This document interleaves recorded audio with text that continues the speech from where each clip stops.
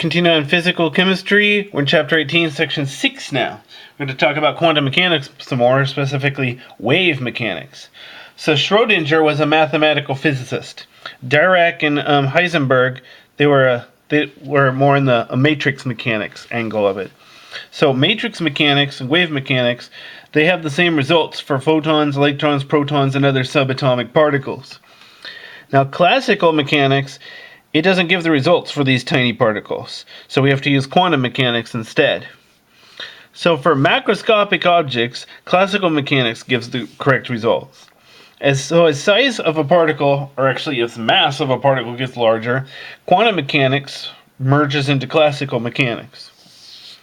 So first let's talk about classical mechanics again. So we have force is equal to ma, mass times acceleration, which is mass times the second derivative of position with respect to time. This is in one dimension. So x is the position of the particle, lowercase t is time.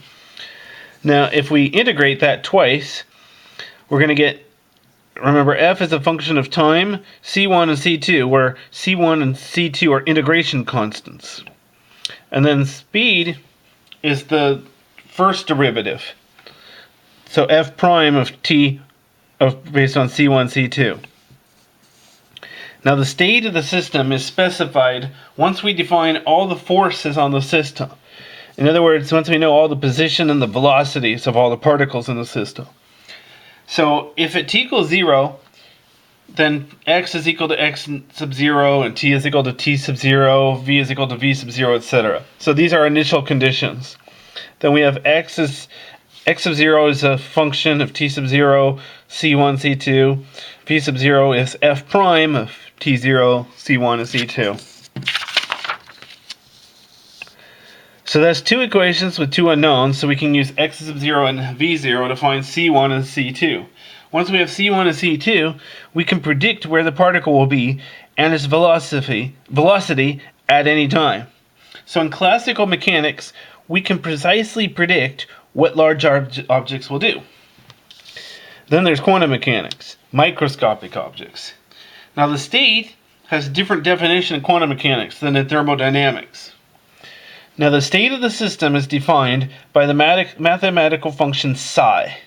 Now this is a capital psi. You can tell these horizontal lines on the top. And psi is a time-dependent wave function. Now there's also this capital C and lowercase, or psi and lowercase psi. Capital psi, though, is not a physical wave. It represents a physical system, like an atom, a molecule, an electron, or some of their subatomic system. Psi gives the outcome of a measurement of any property of the system, such as position, momentum, angular momentum, velocity, and so on. Everything that can be known about a system is in psi. Not, unfortunately, everything we wish we could know. Now, psi is a function of x1, x2, or x1, y1, z1, x2, y2, z2, etc., where x1, y1, and z1 are the Cartesian coordinates of particle 1, x sub n, y sub n, z sub n are the Cartesian coordinates of particle n. And then t is time, lowercase t is time. Now psi is a complex function in the form of rectangular coordinates, a plus ib, where I is defined as the square root of -1. Psi star is the complex conjugate, so that would be a minus ib. A and b are real functions of coordinates and time. Now how does psi change with time and coordinates? Now remember, we have this h bar is equal to h over 2 pi, and m1 is going to be the mass of particle 1. So the time-dependent Schrodinger's equation is this. You have minus h bar squared over 2m times the second derivative of psi with respect to x1 plus the second derivative of psi with respect to y1 and plus the second derivative of psi with respect to z1, etc., all the way to second derivative of psi with respect to x sub n, plus the second derivative of psi with respect to y, plus the second derivative of psi with respect to z, plus v psi is equal to minus h bar over I times the derivative of psi with respect to t. Now V is the potential energy, and of course lowercase t is time. Now that's a second order partial differential equation. Now it's postulated by Schrodinger. You can't derive it. Just like force is equal to mass times acceleration is postulated, not derived. Now matrix mechanics is also postulated. So you start with a differential equation, you solve that, and you get the general solution. Then you apply boundary conditions, you get your particular solution. And then you can use that to find physical quantities such as energy and momentum. So like velocity is going to be a function of x, y, z, t. Where, potential energy. I said it's a capital V for potential energy. Lowercase v is velocity. So lowercase t, time is only if the external force changes with time. Like if the voltage if the system is electrons. And then the derivative of potential energy with respect to x is equal to minus f of x. Now let's talk about the Bourne postulates.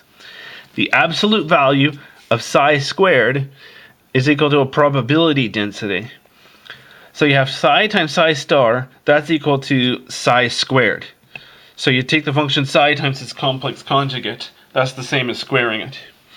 So the absolute value of psi would be psi times psi star until you take the square root of that. The positive square root, obviously. So psi is equal to psi, a function of x and t if you're only one dimension. So we get psi of x of t, the absolute value squared, dx, is proportional to the probability of finding the particle between x and x plus dx at time t.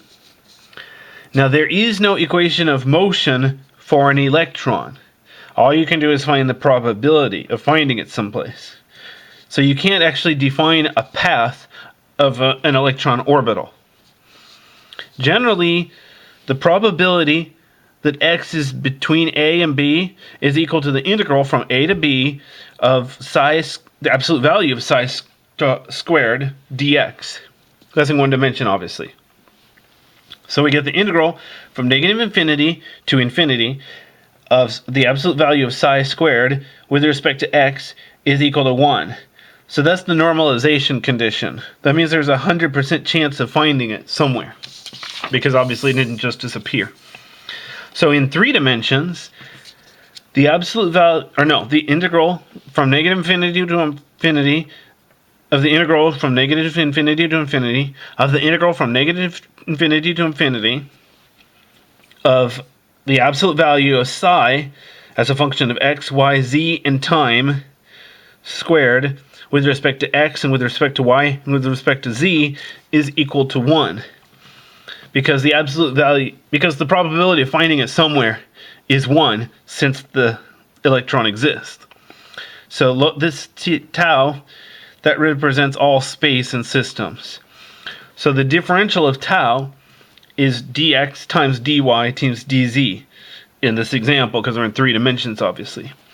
So the integral of the absolute value of psi starred with respect to tau, space, is equal to 1.